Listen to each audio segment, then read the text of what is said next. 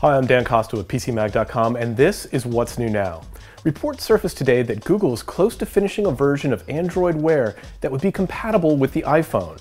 This would allow Android Wear devices like the Moto 360 and LG Watch R to work with the iPhone.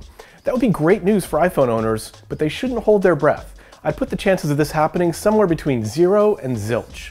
In order for any watch to work with the iPhone and be available in the App Store, Apple would have to explicitly give its approval. In this case, that seems profoundly unlikely.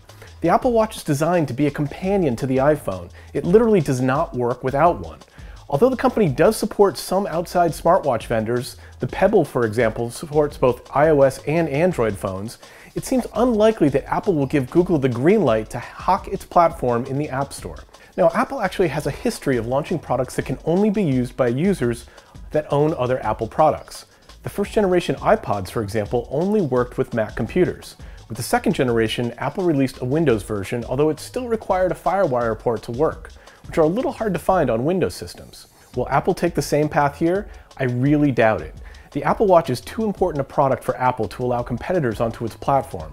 Making matters worse, the features and functions of the Apple Watch are so tied into the iPhone's capabilities, I wouldn't expect the Apple Watch to work with Android phones anytime soon. The truth is, there are two very different wearable ecosystems forming, one around Android and one around iOS, and the room for overlap seems to be shrinking.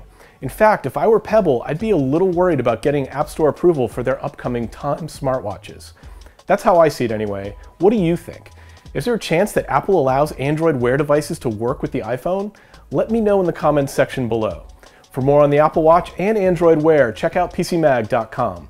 I'm Dan Costa, and that's What's New Now.